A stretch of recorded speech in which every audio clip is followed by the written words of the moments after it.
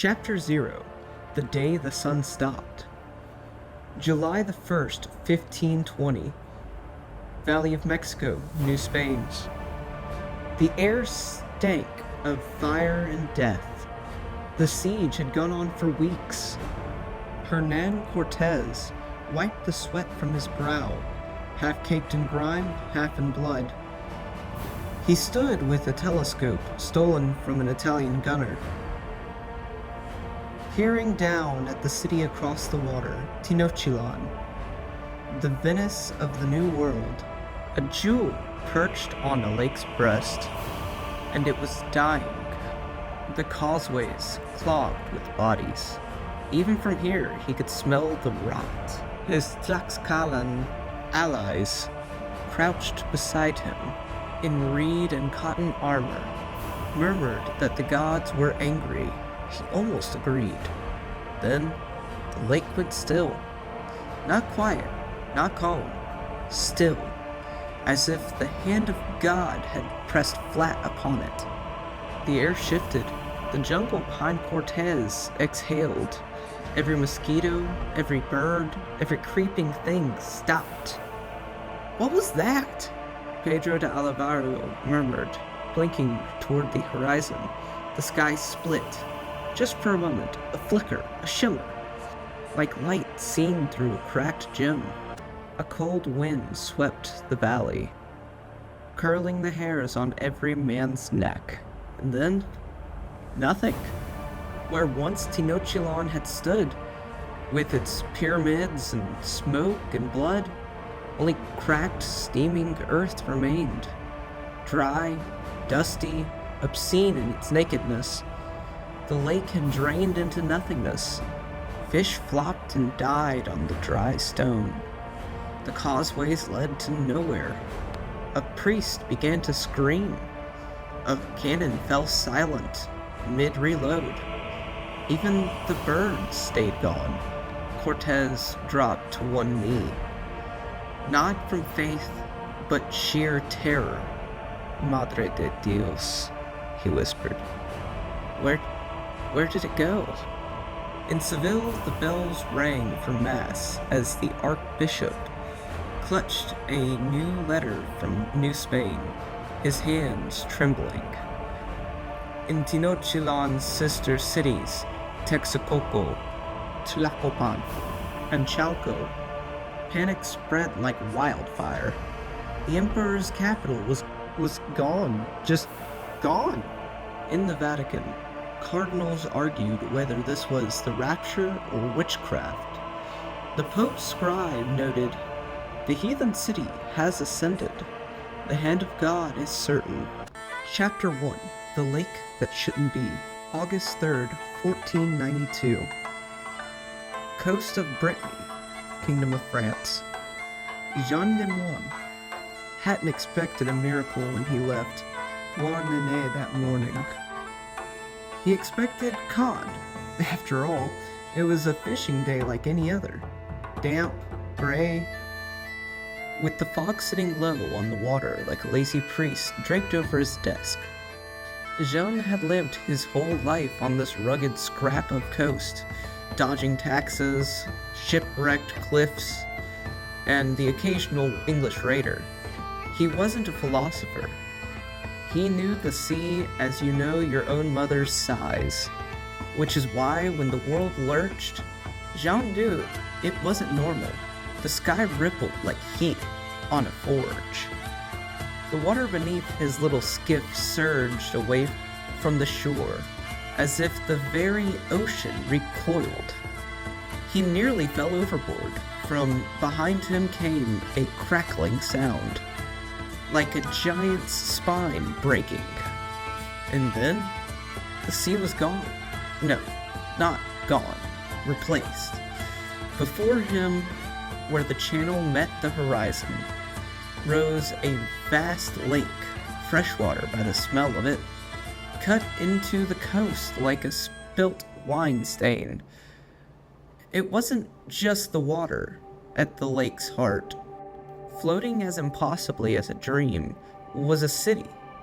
Stone causeways linked islands of green, Buildings rose like stepped wedding cakes, painted in reds and whites and blues, so bright they made Jean's eyes ache.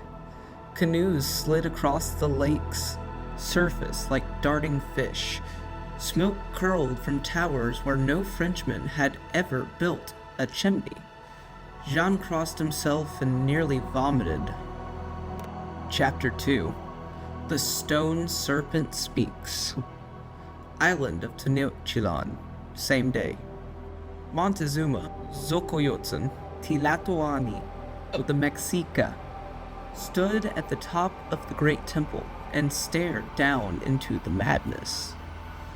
Only moments before, he had presided over the ceremony of Chicomicuaro, goddess of sustenance. The captives had screamed, of course. The knives had drunk.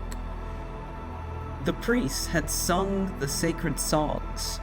The city had throbbed with incense and blood. Then the world had torn itself apart. Not an earthquake, not a storm, something other.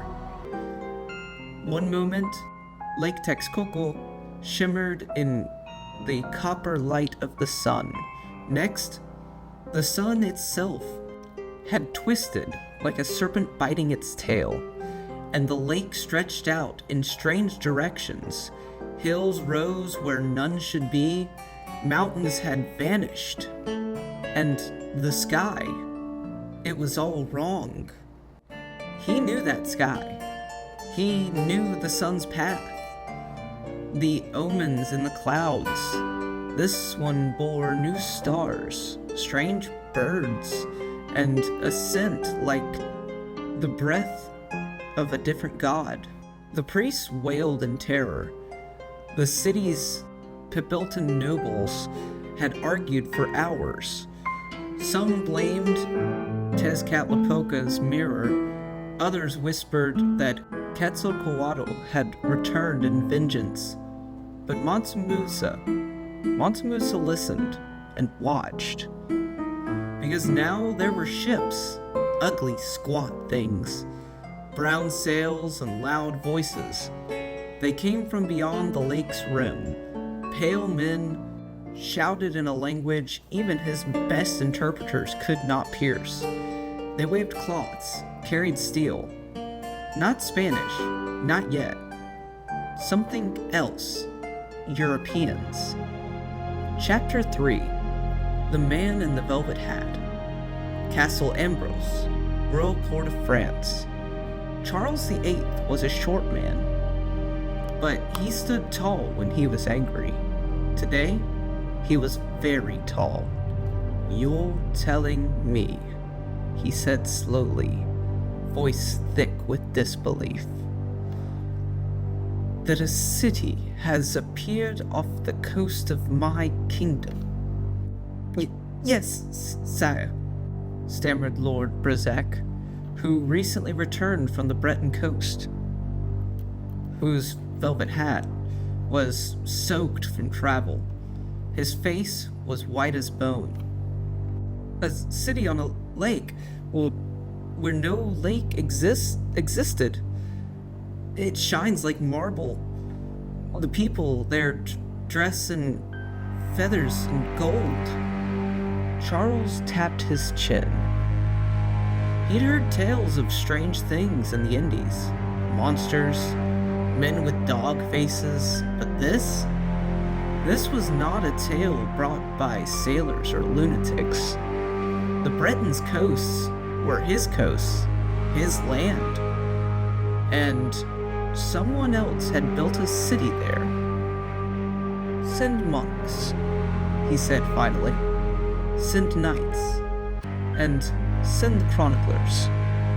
He leaned forward. "If these people are men, I will meet them.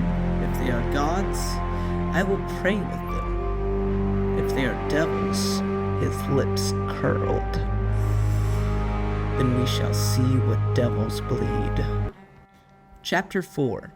Eyes Across the Sea. Palos de la Frontera, Andalusia, Spain. Christopher Columbus stood on the deck of the Santa Maria, eyes fixed westward. The wind blew true. He was going to change the world. He didn't know, of course, that the world had already changed without him. Hey guys, thanks for watching this video. I'm new to all this, so if you have any constructive criticism, please leave it below, and I'll try to improve as best I can. Thank you.